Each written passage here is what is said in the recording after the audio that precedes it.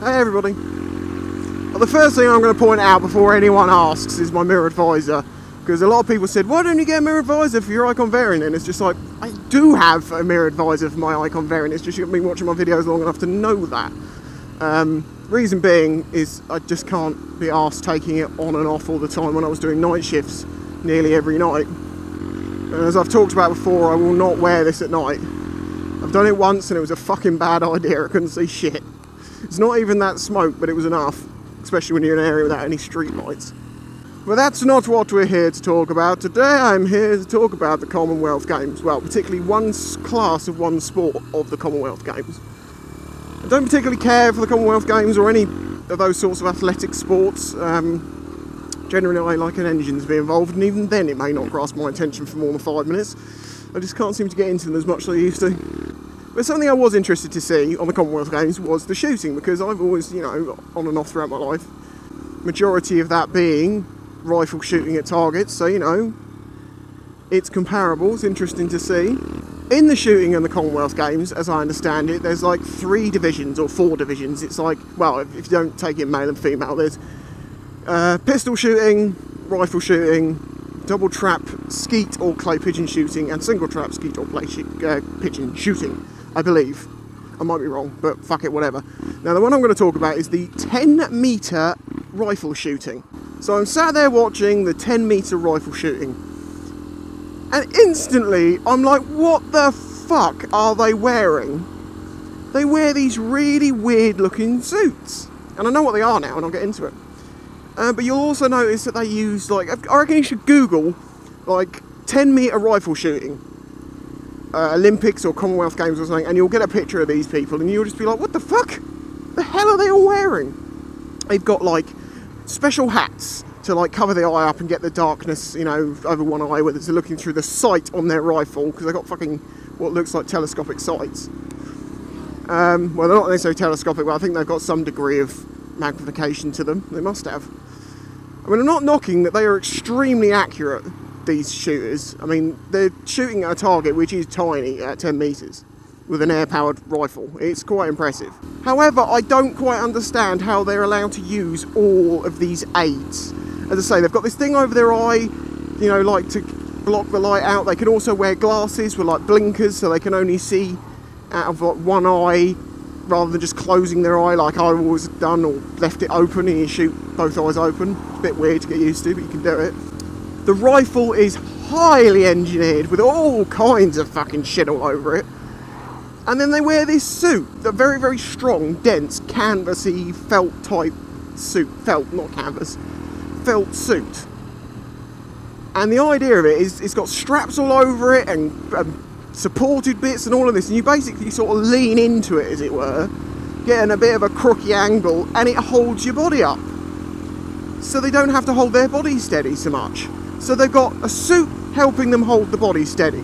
They've got these special gloves and all this fucking shit that's perfectly designed for them to hold it like this, that and the other. They've got a highly accurate rifle which has got all sorts of shit all over it to make it even more accurate. Then you've got a pair of fucking glasses and the hat thing and all of this fucking shit. And I'm like, what the fuck? I mean, I understand they're all allowed to do it, so it does level out the playing field.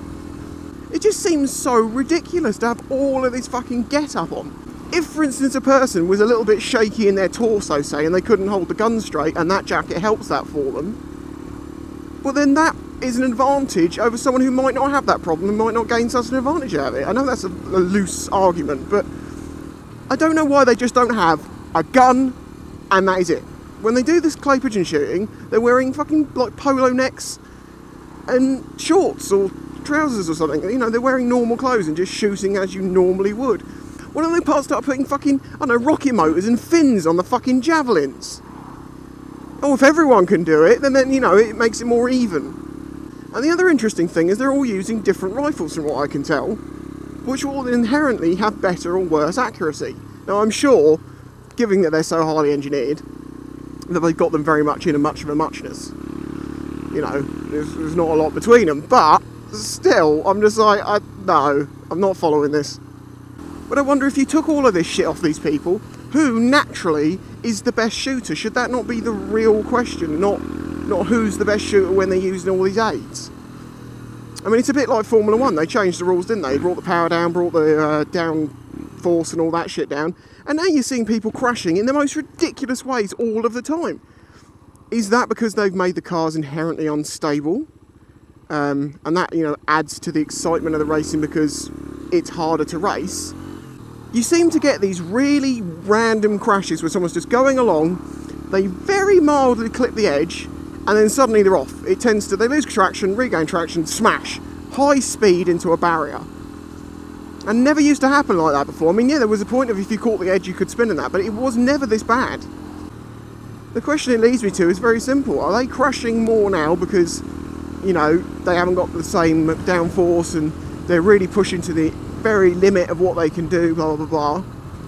Or is it because before they had a lot of driver aids and an extra downforce and they didn't actually have to use their driving skill quite so much to handle a car going out of control? Because Formula 1, obviously the key is to never lose control. Whereas in, for instance, you know, rally, okay, they're not out of control, but you are, you know, you're taking the car out of line. It's just an interesting one. Has the driver aids before, or the things that have helped improve it, have they taken away from the driving ability because they haven't had to go to that extra level? And this is also comparable to commercial jet pilots. I don't know if you've watched, there was programs about crashing and why planes crash and some of the stuff they've looked into, and they found what part of it might be is the fact that years ago, the people who trained to go into those planes, they were in the army, sorry, not the army, the Air Force first, or they did a lot of manual flying. They were flying a lot more of the time. They were more used to having to control the plane, and also because of not having autopilot and shit like that. And it makes perfect sense. Imagine if my bike rode itself 95% of the time, and the other 5% I had to take control of it. Well, now I've only had 5% of the experience. See my point? Whenever you see one of these near-miss plane crashes, when they're really close, or they've had to do something amazing, like the guy who landed that plane in the Hudson. It's like creeper. Their background nearly always seems to be because they were ex-military or they've done an awful lot of flying hours that they're actually flying. And quite often you'll find out the ones that have crashed in very silly ways that don't seem to make any sense. There is one I've got in mind and I can't remember what it is. Basically they said that had they gone back to sort of manual flying techniques and using the instruments and these sorts of things, they would have realised what was going wrong with the plane rather than crashing into the ground. I think it was all down to a blocked pitot tube or something. But anyway, I've gone way off subject, but that basically my point is this. Do you think that the aids that people have, and I suppose you could even add, you know, traction control and ABS and all of these sorts of things in modern day cars, and the, you know, the cars that fucking brake for you and all of this shit, is that taking away from people's skill and inherently making things more dangerous? In the same way is that all these aids in the shooting taking away from the skill they could have achieved had they just done it on their own? Because you know what they say, experience is everything. So I don't know. So yeah, basically I was sat there watching it and then this all came to me and I was just like, I wonder. Let's do a vlog about that. Anyway, I'll catch you next time.